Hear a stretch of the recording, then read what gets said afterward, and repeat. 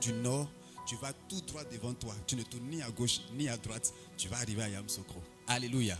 Mais si à partir de Tia Salé, tu vis vers Ndouci, tu vas te retrouver à Tia Salé Divo, ce n'est plus à Yamoussoukro que tu vas te retrouver. Alléluia. Pour dire quoi? Pour dire que quand tu te maries, le message qu'on t'apporte pendant ton mariage, le message que Dieu t'apporte, contient tous les ingrédients pour la réussite de ton foyer. Alléluia. Il y a beaucoup de conseils sur le mariage. Toute la Bible là, nous parle de mariage. Mais ce n'est pas toute la Bible là, qui s'adresse particulièrement à votre couple. À votre couple, Dieu va donner un secret spécial. Pour vous, Dieu peut dire c'est la communication. Si vous êtes compris dans la communication, votre foyer sera heureux. À d'autres, Dieu va dire il vous faut comment on va dire ça, le pardon. Si vous pratiquez le pardon dans votre couple, ça va marcher. Alléluia. Il y a des petits secrets que Dieu révèle à chaque couple et sur lequel, lorsqu'on s'appuie, on réussit sa vie à deux. Alléluia. Et eux, je crois qu'ils ont eu l'occasion hier d'entendre le conseil que Dieu leur a donné. Et je suis convaincu qu'ils vont vivre un foyer heureux, paisible, rempli de bonheur, rempli de grâce, dans le nom de Jésus. Alléluia. Que Dieu nous bénisse.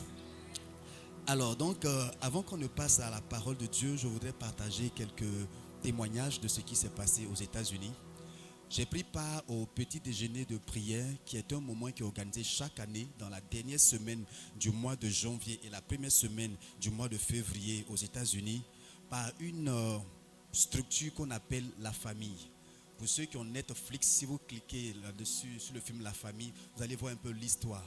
C'est un homme de Dieu, un juif qui depuis 1953 a eu à cœur de mettre en place comment on va dire ça, une structure qui n'a pas de nom, on va dire, mais dont l'objectif est de travailler véritablement à influencer le monde entier à partir du sommet, en suscitant des leaders, en suscitant des parlementaires, c'est-à-dire des gens qui votent des lois, en suscitant des politiciens qui sont véritablement remplis de la crainte de Dieu et qui travaillent dans le monde entier à ramener la paix partout, qui exercent vraiment le ministère de la réconciliation. Alléluia, alléluia. Et depuis 1953 qu'ils ont commencé ce grand mouvement, tous les présidents des États-Unis ont toujours été présents lorsque ce moment-là est organisé. Alléluia. L'année où j'étais parti en 2020, c'était sous le règne de Donald Trump. Il était présent, il a fait sa déclaration. Ça a été un moment très fort. Et cette année, c'était le tour de Joe Biden qui également aussi nous a fait une déclaration très puissante. Alléluia. Il y a le président Paul Kagame également aussi qui était présent cette année. L'année où j'étais parti en 2020, c'était le président du Kenya, Raila Odinga, qui était là. Mais pour cette année, c'était le président Paul Kagame. Alléluia. Et lui nous a partagé un puissant message sur comment est-ce que Dieu a permis la réconciliation au Rwanda. Il racontait comme ça qu'on dit que c'est 1 million de personnes qui sont mortes dans le génocide, mais à la vérité, c'est plus de 1 million de personnes. Ça, c'est vraiment des chiffres théoriques qui ont été donnés par les politiciens. Vous savez, quand on donne des chiffres à la télévision, dans le journal, multipliez ça au moins par 10. Multipliez ça au moins par 10. On minimise toujours les nombres, les chiffres pour ne pas scandaliser, pour ne pas choquer. Sinon, à la vérité, c'est bien plus que ça. Alléluia. Donc, Paul Kagame disait que c'est bien plus de 1 million de Rwandais qui ont perdu la vie pendant le génocide en 1994. Et lui, il était à cette époque-là soldat en formation aux États-Unis, à Las Kansas. Et quand le génocide a démarré, il a dû rentrer dans son pays pour aller faire la guerre et aider à ramener la paix. Il dit que ça n'a pas été facile lorsqu'ils sont parvenus à pacifier la situation. Il fallait prendre une décision. Faut-il se venger ou faut-il faire l'impossible, pour employer le mot que lui-même il a utilisé, pour aller au pardon? Et c'est cette option-là qu'ils ont choisi, aller au pardon. Et ils ont donc pris une loi pour abolir la peine de mort. Ils ont pris une loi pour amnistier tous les chefs de guerre, tous ceux qui avaient pris une part active dans le génocide, pour leur dire qu'on vous pardonne, vous ne serez pas poursuivis, vous ne serez pas jugés, on vous laisse en liberté. Et ils ont encouragé tous ceux qui avaient perdu un membre, un parent, d'accepter de prendre sur eux et de pardonner. Bien aimé, il dit, ça n'a pas été facile. C'était quasiment mission impossible. Mais c'est là qu'il a vu la main de Dieu. Comment est-ce que Dieu peut agir dans les cœurs d'un peuple pour ramener la paix et le pardon? Il dit ça a été extraordinaire, mais de façon spontanée, les Rwandais se sont pardonnés. Les Hutus ont pardonné aux Tutsis. Les Tutsis ont pardonné aux Hutus. Et aujourd'hui, à l'heure où je vous parle, le Rwanda est un pays qui fait la fierté de toute l'Afrique en général. Toute l'Afrique. Et je peux vous dire que des Blancs aujourd'hui s'alignent pour prendre leur visa pour aller au Rwanda pour s'installer là-bas. Tellement le pays est paisible et tellement le pays est propre, tellement le pays aujourd'hui est en train de se développer. Aujourd'hui, ils fabriquent leurs propres voitures. Un pays qui a fait la guerre en 1994, on va dire donc qui a peut-être en termes d'indépendance pas plus de 15 ans. Aujourd'hui, le Rwanda fabrique ses propres voitures. Le Rwanda embauche des expatriés. Ils ont les meilleures universités d'Afrique. Je dis bien d'Afrique. Et aujourd'hui, je vous assure que c'est une vraie fierté. Les Européens se battent pour aller s'installer au Rwanda. Ils ont pu réussir sa grâce tout simplement à la foi dans leur Seigneur et à la capacité à se pardonner et à se réconcilier. Alléluia. Alléluia. Et ça aujourd'hui, on en a vraiment besoin. Le monde aujourd'hui, on a besoin. Même dans l'église, on a besoin d'avoir la capacité de se pardonner et d'avancer, d'aller ensemble. On est tellement prêt à se jeter la pierre, on est tellement prêt à se condamner, on est tellement prêt à dire comment un frère peut me faire ça? Si mon frère m'a fait ça, c'est que vraiment ça ne vaut pas la peine. Je ne vais plus à l'église, je vais rétrograder.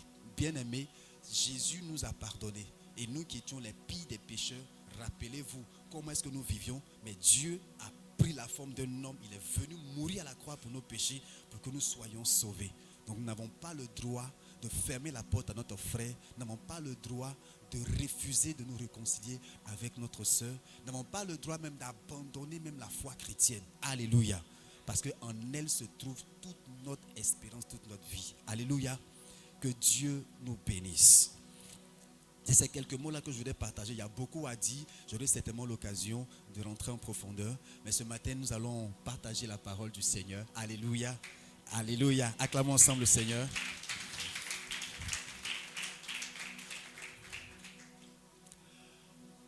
Un arbre a de l'espérance.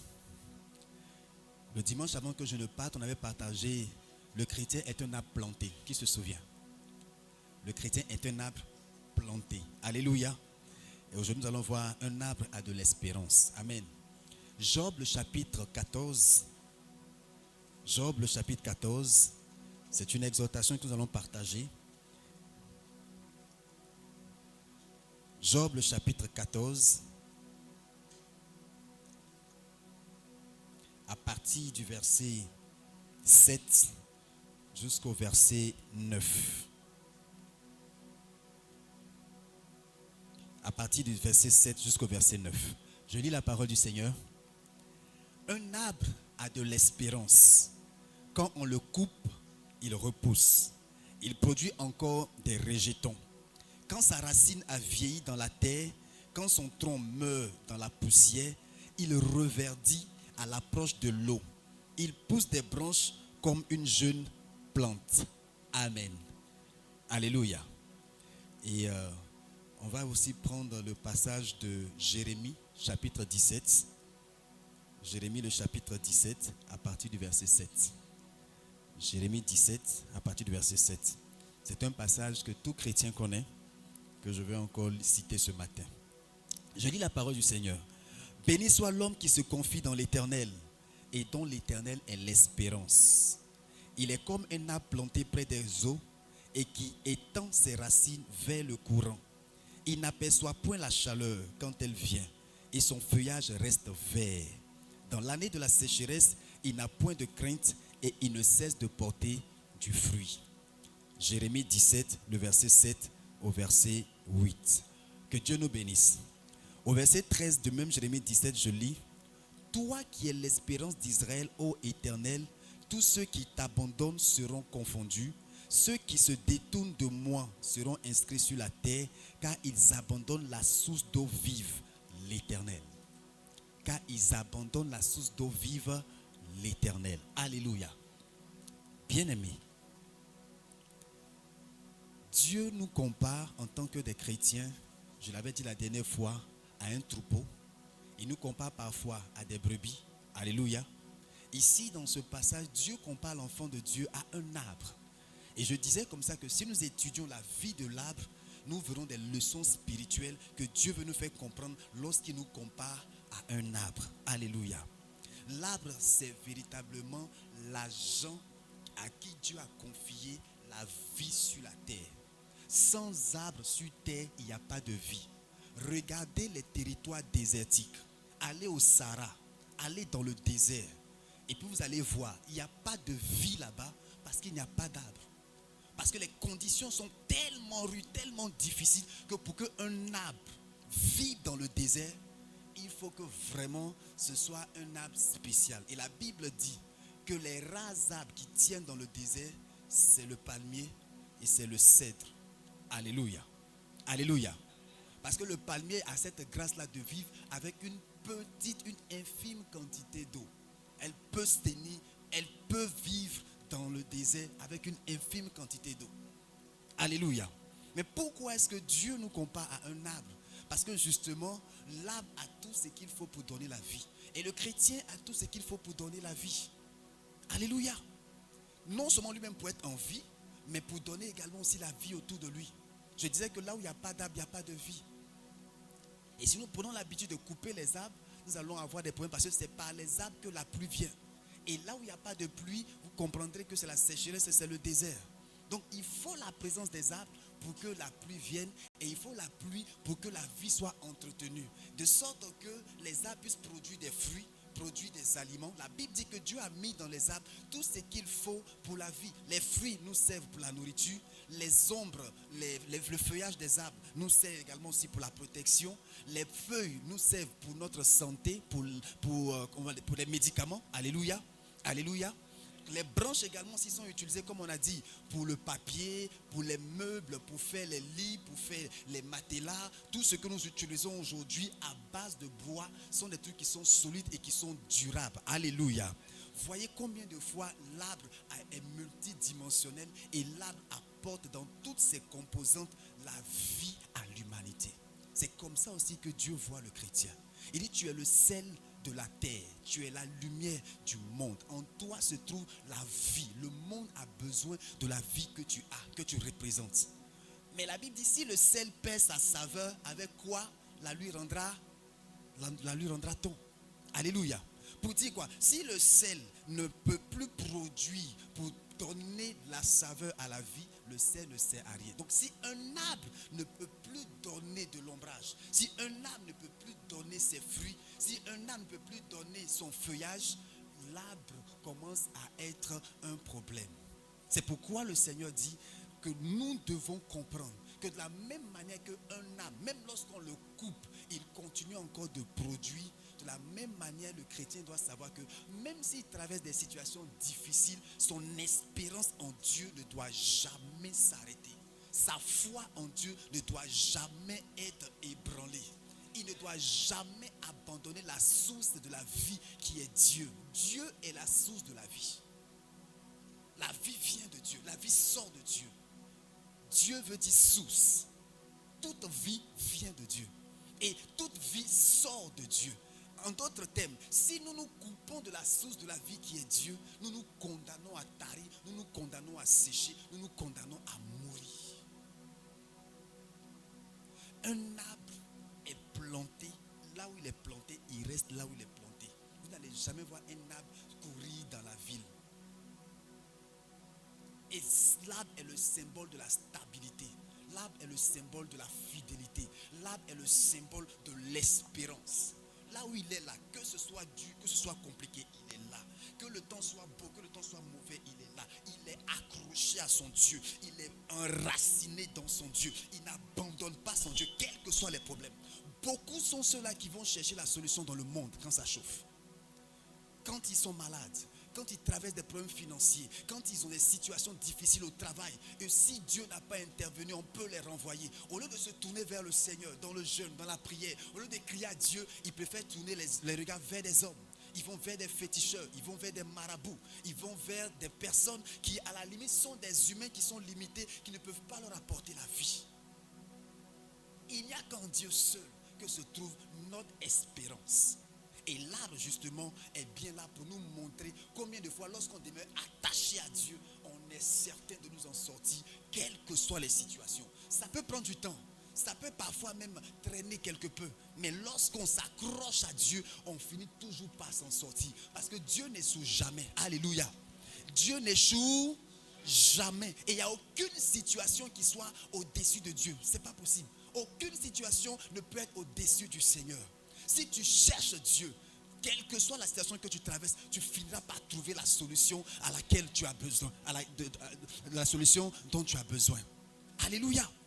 Alléluia.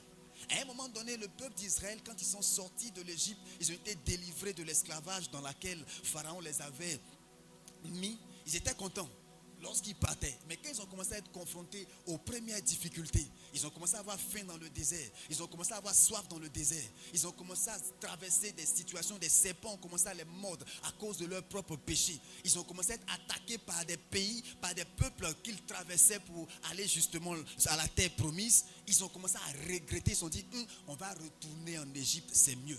On va retourner chez Pharaon. C'est vrai que là-bas, on était en esclavage, mais au moins on mangeait, au moins on avait un toit, au moins on pouvait, quand on mourait, avoir une tombe quelque part où nous enterrer. Mais ici, dans le désert, il n'y a pas de sépulcre pour nous enterrer, et voilà qu'on meurt de faim. Et le peuple a commencé à se rebeller contre Moïse et contre Aaron.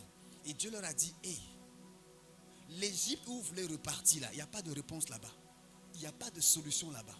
Vous savez combien de fois vous avez fait 430 ans de souffrance. Si c'est ce que vous voulez, je peux vous laisser retourner là-bas. Mais sachez que c'est la mort qui vous attend là-bas. Mais si vous demeurez en moi, j'ai la réponse à toutes choses. Alléluia. Et la Bible dit, dans le désert, Dieu a produit de l'eau.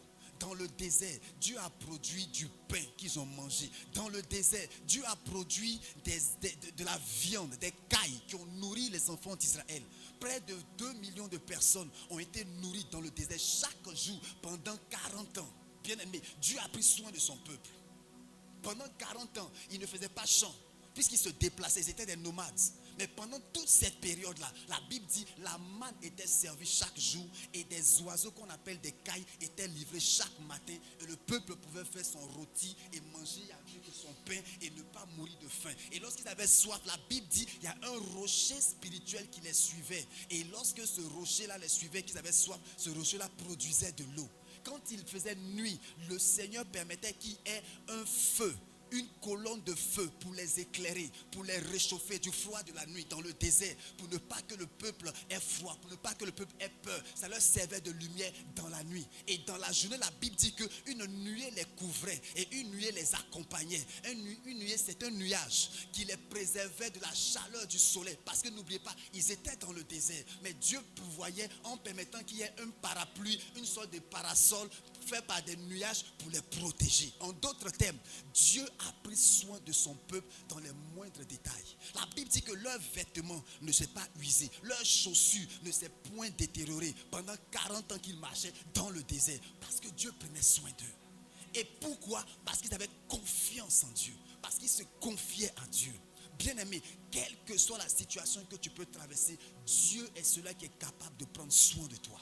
Si tu cherches auprès du Seigneur le secours, si tu cherches auprès du Seigneur le recours dont tu as besoin, le réconfort dont tu as besoin, la consolation dont tu as besoin, les orientations dont tu as besoin, les instructions dont tu as besoin, Dieu est celui qu'il te faut. Alléluia. Ceux qui se détournent de l'Éternel, ceux qui abandonnent le Seigneur, ils se coupent de la source de vie. Alléluia. Alléluia. Un arbre a de l'espérance. Quand on le coupe, il repousse. Il produit encore des rejetons. Un arbre, quand on le coupe, il repousse encore. Tu coupes un arbre, il va repousser encore. La saison peut être difficile, temps de sécheresse. Mais quand ça passe, l'arbre va renaître encore. Et va recommencer encore à produire du fruit. Dieu a mis en toi un potentiel pour te relever, quelles que soient les situations. Dieu a mis en toi un potentiel pour ne pas que tu restes couché. Alléluia. Pour que chaque fois que tu vas te retrouver à terre, que tu sois capable de te lever pour continuer à avancer. Tant qu'il y a le souffle de vie en toi, tu dois comprendre que tout est possible pour toi. Tant que tu peux encore crier à Dieu, tu dois savoir que tout est encore possible pour toi. Parce qu'il n'y a personne qui crie à Dieu et à qui Dieu ne répond pas. Ça n'existe pas. Chaque homme qui se tourne vers Dieu, qui dit Seigneur, si tu existes, fais quelque chose pour moi. Dieu s'est toujours manifesté, Dieu s'est toujours révélé, Dieu s'est toujours glorifié. Parce que le désir de l'homme, c'est que l'homme soit attaché à lui. Le désir de l'homme, c'est que l'homme n'aille pas chercher la solution dans le péché, dans le mal, mais que l'homme cherche la solution en lui, que l'homme vienne à lui. Souvent quand Dieu nous met dans des situations difficiles, ce n'est pas parce qu'il prend plaisir à nous voir souffrir, mais c'est pour nous ramener à lui. La souffrance est parfois un langage par lequel Dieu nous parle, pour nous dire revenez à moi, je suis la source de la vie. Restez connectés à moi et vous n'allez manquer de rien. Quels que soient les problèmes auxquels vous serez confrontés, mon Dieu, je prendrai soin de vous. Aimez-moi seulement. Confiez-vous en moi simplement. Espérez en moi et vous allez voir comment je vais débloquer les situations et comment je vais agir en votre faveur. C'est notre foi en Dieu qui nous permet d'avancer. Alléluia. Et je l'ai dit la dernière fois, la racine qui tient un arbre debout, cette racine est représentée par notre foi. Un chrétien ne tient que par sa foi. Il ne tient que par sa foi, sa confiance en Dieu. Et c'est ce qui a été dit dans le livre de Jérémie 17 qu'on a lu au premier verset. Il est dit tout simplement, béni soit l'homme qui se confie dans l'Éternel et dont l'Éternel est l'espérance. En d'autres termes, si tu as foi en Dieu, si tu te confies en Dieu, si tu espères en lui, tu es béni. Parce que tu seras un arbre qui va porter du fruit. Tu vas réussir. Ça peut prendre du temps. Ça peut être court. Quelles que soient les circonstances. Comme on dit à Abidjan, pour toi va sortir. Parce que tu t'es connecté à la source de la vie. Tu t'es connecté à la source de la vie. Espérer en Dieu, c'est ce qu'il nous faut aujourd'hui. Bien-aimés. Dans le livre de 1 Corinthiens 13, le verset 13, dans tout le chapitre même 13, Paul nous parle de l'amour. Il décrit l'amour. L'amour ne soupçonne pas le mal. L'amour supporte tout. L'amour ne fait pas de mal. L'amour n'est point envieux. L'amour n'est point orgueilleux. Et quand il finit son développement, il dit même si quelqu'un peut donner sa vie, s'il n'a pas en lui l'amour, il est comme une cymbale qui retentit. Alléluia. Et à la fin du chapitre, il dit 3 choses vont demeurer. Il y a la foi, il y a l'espérance et l'amour. Mais la plus grande de toutes ces choses-là, c'est l'amour. Alléluia. Bien-aimés, les 3 choses qui demeurent, il y a la foi, il y a l'espérance, il y a l'amour. La foi, c'est ce qui nous permet de nous ancrer dans le Seigneur. La foi est une ferme assurance, une ferme confiance que nous avons en l'éternel Dieu. Et c'est cette foi-là qui nous permet de croire en l'avenir. Je te dis, si Dieu existe, c'est que mon avenir forcément sera brillant. Si Dieu existe, alors c'est que je vais m'en sortir. C'est si Dieu n'existe pas que moi je vais avoir des problèmes. C'est si Dieu est plus, si les sorciers sont plus forts que Dieu, que moi je vais avoir des problèmes. Mais si Dieu est au-dessus de toutes choses, il n'y a pas de raison que je ne m'en sorte pas. Alléluia. Alléluia. C'est cette foi-là qui constitue le moteur de la vie chrétienne. C'est cette foi-là qui constitue le fondement de la vie chrétienne. Et la foi se nourrit par la parole de Dieu. C'est pourquoi il est dit, lorsque un courant d'eau approche, on dit verset 9, il revêtit à l'approche de l'eau, il pousse des branches comme une jeune plante. Bien-aimé, ta racine peut vieillir. Tu peux avoir des difficultés qui peuvent t'éprouver. Mais si simplement tu acceptes que cette racine se plonge dans le courant d'eau qui est juste à côté, cette racine va faire revêtir tout ton âme. Elle va faire revêtir toute ta vie. Qu'est-ce que ça veut dire? Si tu restes en contact avec la parole de Dieu, si tu restes attaché aux Saintes Écritures, tu vas avoir constamment tout ce qui est nécessaire pour que tu ne perdes jamais tes feuilles, pour que tu portes toujours des fruits. Même dans les mauvaises saisons, toi, tu auras toujours de bons fruits. Alléluia. Parce que la parole de Dieu contient tout ce qu'il nous faut pour pouvoir résister dans les bons comme dans les mauvais jours. La parole de Dieu est ce qui bâtit le chrétien. Méditons la parole de Dieu. Ne ratons jamais les occasions d'écouter la parole de Dieu. Quand vous êtes dans vos voitures, mettez des messages de nos pères spirituels. Mettez des messages des hommes de Dieu dont véritablement le témoignage est vrai, qui ont un ministère authentique, une relation intime avec Dieu. Écoutez ces messages-là, ça fait grandir votre foi. Dans la voiture, tu peux mettre ta radio et tu peux mettre ces clés USB avec des messages et puis les écouter. Les messages qu'on vous donne aussi les dimanches, vous pouvez en semaine les reprendre, les réviser pour que ça reste fixé dans votre esprit et que ça soit des sujets de prière pour crier à Dieu, pour dire Seigneur, voici tu as dit que lorsqu'on espère en toi, on n'est jamais déçu et le visage ne se couvre point de honte. Voici la saison que je vis, Seigneur, fais que je n'ai pas honte. Il ne faudrait pas que les hommes disent où est leur Dieu. Alléluia. Alléluia. Parfois quand on travaille des mots, tu te dis, est-ce que Dieu ne m'a pas abandonné? Est-ce que Dieu ne m'a pas rejeté? La semaine dernière, le dimanche passé, j'ai appelé un de mes collaborateurs. Il est responsable aux assemblées de Dieu de Port-Boué Il est le responsable de tout cela qui encadre les enfants, les moniteurs comme on dit généralement. Alléluia. Alléluia. Là-bas, ils ont plusieurs classes et il y a plusieurs moniteurs, monitrices. Et c'est lui qui est le responsable de tous les assistants, de tous les assistants, de tous les moniteurs. Et j'avais besoin de lui confier quelque chose à faire le lundi de façon très urgente. Un client avait besoin d'un document. Et j'ai essayé de l'appeler, il ne décrochait pas. J'appelais à midi, il ne décrochait pas. J'appelais à 14h, il ne décrochait toujours pas. 14h, aide d'Abidjan. Alléluia. J'appelais par WhatsApp puisque c'était le moyen qui était le plus simple pour communiquer. Donc j'ai dû appeler ma secrétaire pour lui dire, appelle M. Guillaume parce que j'ai besoin de lui confier une mission urgente. Elle a appelé, lui a dit, il est encore au culte. Il va vous rappeler dès qu'il finit le culte. Effectivement, il m'a appelé aux alentours de 16h. Alléluia. Et je dis, mais Guillaume, votre culte a duré aujourd'hui. Il dit, maître, on était en train de faire face à une situation très délicate. J'ai dit, de quoi il s'agit? Il dit, en plein culte, il y a un bébé de 3 mois qui est décédé. En plein culte, un bébé de 3 mois est décédé. Et la situation était difficile parce que depuis que le mois de janvier a commencé, ça fait 7 décès dans l'église. 7 personnes. J'ai dit, mais c'est un accident. Ils étaient dans un convoi et puis ils ont fait accident. Mais qu'est-ce qui s'est passé? Il dit, mais ce n'était pas un accident.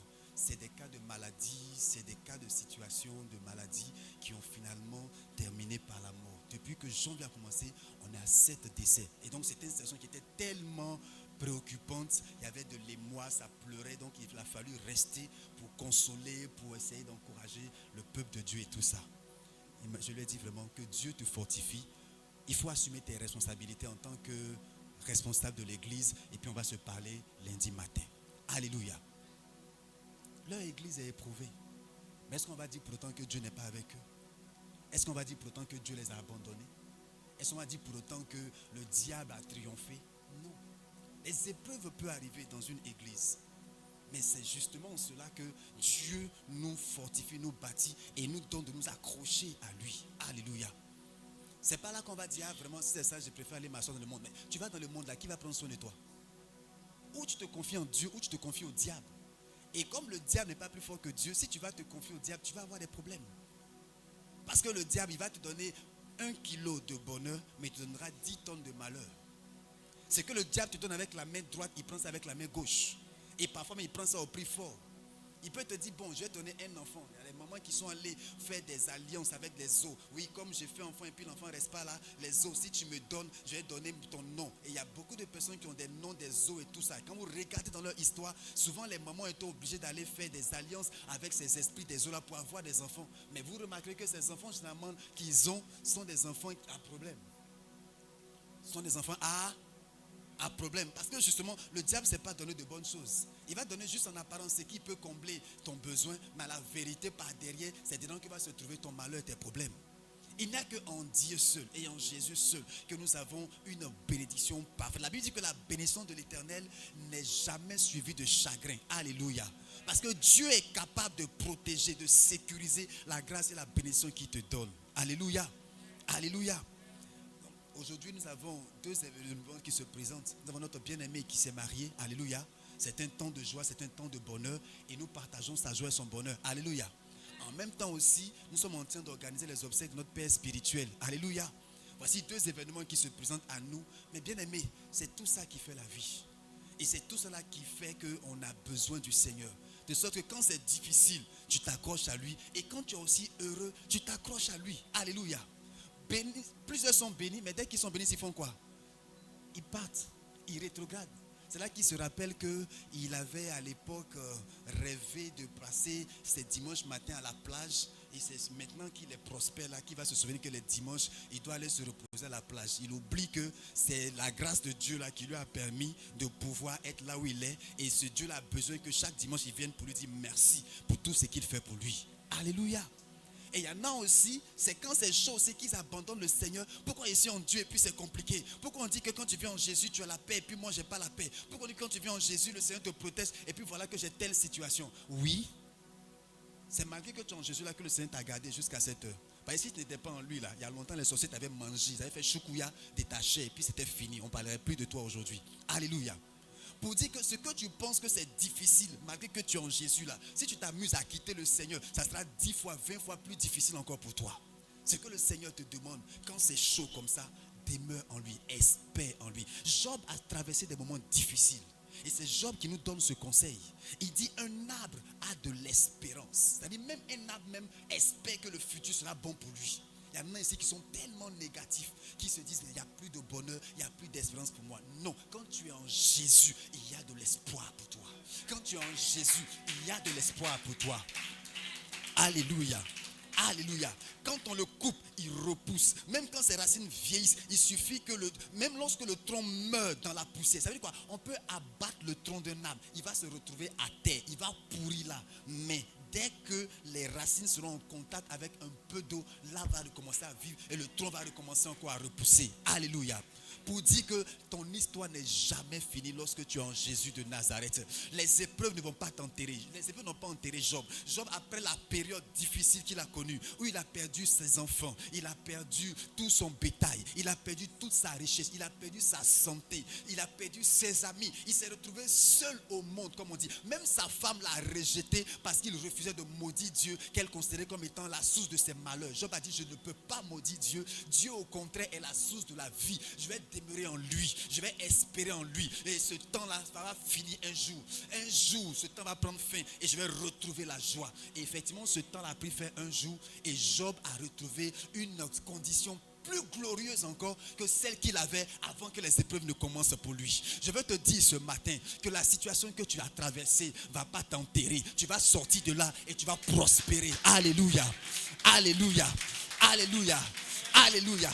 Lorsque tu te disais non, tout est fini pour moi, je n'ai plus d'espoir, je n'ai plus d'espérance. Celui qui était ma source de vie, celui qui était mon soutien, il n'est plus là aujourd'hui. Qu'est-ce que je vais devenir? Mon père spirituel qui m'a soutenu, qui m'encadrait, aujourd'hui il n'est plus là. Qu'est-ce que je vais devenir? Je préfère retourner dans le monde, ou je préfère chercher une autre communauté encore où j'allais recommencer tout à zéro. Dieu te dit non, tu n'as pas besoin d'aller ailleurs pour recommencer tout à zéro. Reste là où tu es, là où il t'a planté là. Demeure là comme un arbre, sois fidèle, sois engagé et tu verras que tes fruits vont recommencer à reverdir. Parce que c'est Dieu qui prend soin de toi. Ce n'est pas un homme qui prend soin de nous. C'est Dieu qui prend soin de nous. Alléluia. Confions-nous en l'éternel Dieu et n'allons jamais désespérer. Alléluia. Alléluia. Espérons en Dieu. Aimons Dieu. Ayons foi en Dieu. Ayons confiance en lui. Il peut toutes choses. Même ce qui te dépasse, confie-lui ça. Lui, il s'en charge. Il sait comment est-ce qu'il va te trouver un chemin pour que tu t'en sortes. Proverbe 3, le verset 5 dit, confie-toi en l'Éternel de tout ton cœur et ne t'appuie pas sur ta sagesse. Reconnais-le dans toutes tes voies et il aplanira tes sentiers. Reconnais que Dieu est au contrôle dans ta vie, dans toute situation que tu traverses. Et il va s'arranger pour te montrer le chemin qui va te permettre de t'en sortir et d'arriver à la destination qu'on appelle le bonheur, qu'on appelle la joie, qu'on appelle la paix, qu'on appelle l'assurance, qu'on appelle l'abondance, qu'on appelle la prospérité, qu'on appelle la sainteté, qu'on appelle l'amour, qu'on appelle la vie. Acclamons ensemble le Seigneur pour sa grâce.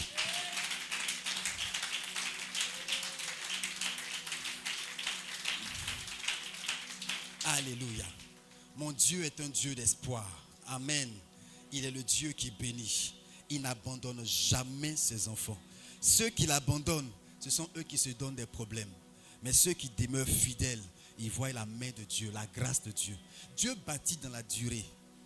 Dieu bâtit dans la durée. Alléluia. Et je peux vous dire qu'un seul jour suffit pour qu'on oublie tous les malheurs de plusieurs années. Une mère qui a porté un enfant 9 mois dans le ventre, avec tous les malaises, avec toutes les douleurs, avec toutes les peines qu'elle peut ressentir. Il suffit tout simplement qu'elle finisse de pousser et qu'elle entende le cri de son bébé pour qu'elle oublie tous les 9 mois d'inconfort qu'elle a pu ressentir pendant toute cette période-là. Alléluia.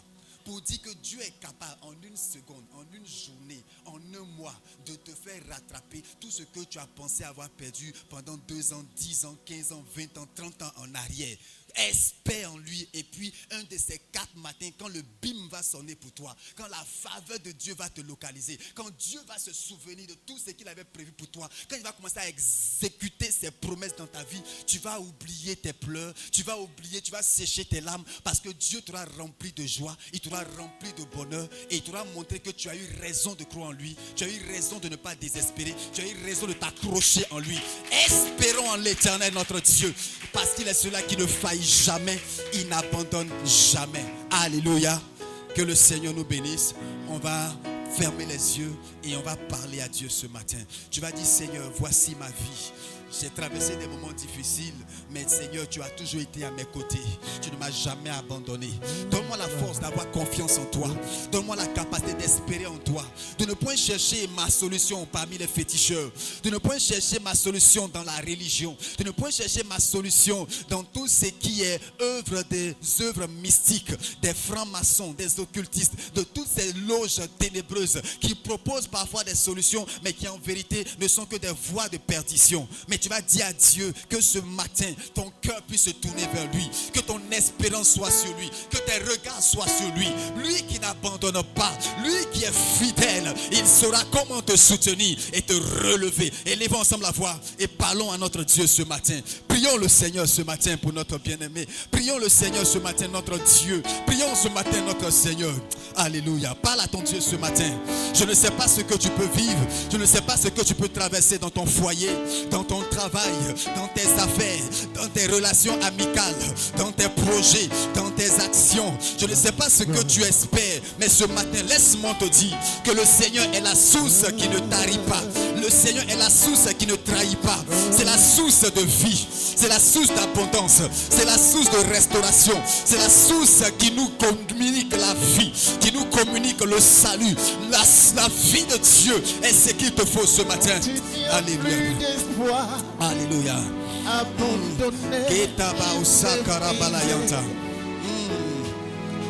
Crois et sois confiant.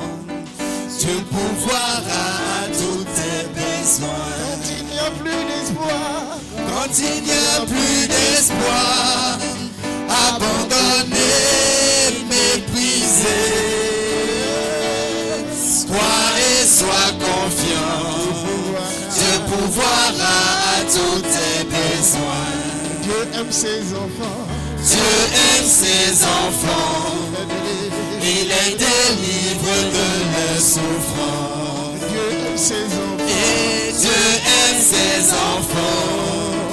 Il les délivre de leurs souffrances. Quand il n'y a plus d'espoir, quand il n'y a plus d'espoir, abandonné, méprisé, crois et sois confiant. Dieu pourvoira tous tes besoins. quand il n'y a plus d'espoir, Quand il n'y a plus d'espoir, abandonné, méprisé, crois et sois confiant. Dieu pourvoira tous tes besoins. Dieu est celui qui est fidèle. Il est l'ami qui te répond toujours. Merci Jésus. Alléluia. Quel que soit ce que tu traverses, il ne t'abandonnera jamais. C'est mon Dieu rejeté, même méprisé. Il est celui qui veille sur toi. Il s'appelle l'ami fidèle. Il pourvoira à tous tes besoins quand il n'y a plus d'espoir. Quand il n'y a plus d'espoir, abandonné, méprisé, crois et sois confiant. Dieu pourvoira tous tes besoins. Quand il n'y a plus d'espoir, abandonné, méprisé, crois et sois confiant. Dieu pourvoira tous tes besoins. Bien-aimé, le Seigneur me conduit à nous donner un sujet de repentance. Très souvent, quand nous traversons des moments difficiles, nous maudissons Dieu. La femme de Job a dit à Job, tu es malade et il n'y a personne, il n'y a pas de remède pour le mal dont tu souffres. C'est Dieu qui est la cause, maudis-le et meurs. Ça veut dire qu'elle-même, elle avait déjà maudit Dieu même. Elle avait rendu responsable de ce que son mari traversait et ce que sa famille traversait. Très souvent, quand nous traversons des moments difficiles, nous sommes les premiers à accuser Dieu. Nous laissons même les hommes à nous encourager à accuser Dieu. Et parfois, nous trouvons des solutions humaines. Le divorce, par exemple, est une solution humaine. Dieu a dit à Moïse comment on appelle ça, à Moïse, si le cœur de l'homme est dur et qu'il veut divorcer, qu'il fasse une lettre. Mais moi, ma volonté n'a jamais été le divorce. Bien-aimé, je voudrais par exemple nous faire comprendre que très souvent les solutions que nous trouvons, que nous recherchons lorsque nous traversons des moments difficiles sont parfois des solutions humaines. On décide de rétrograder par exemple. On décide de démissionner, de quitter une église pour aller dans une autre église. Et on va faire comme ça le tour. On n'est pas stable. Et après on est surpris que nos bénédictions tardent. Dieu bâtit dans la durée, dans la stabilité, dans la fidélité. Mais lorsqu'on est instable, Dieu n'a pas le temps de pouvoir véritablement nous établir pour nous donner ce que nous demandons. Seigneur, tu vas dire à ton peuple, bien-aimé, tu vas dire à ton Seigneur ce matin de te pardonner toutes les fois où tu as cherché le secours en Égypte, où tu as cherché le secours loin des voies de Dieu, où tu as cherché le secours selon ta propre compréhension, selon ton propre raisonnement et non selon la parole de Dieu. Tu vas demander pardon au Seigneur. Là où tu as démissionné, rétrogradé, plutôt que de t'attacher à lui, tu vas te repentir pour cela. Prions ensemble, Seigneur. Père éternel, nous voulons ce matin te demander pardon. Devant parfois des difficultés, nous avons été, Seigneur, notre Dieu, notre roi, Père Tout-Puissant, tentés de retourner dans le monde, tentés de chercher notre Dieu, des voies humaines, parfois même de voler.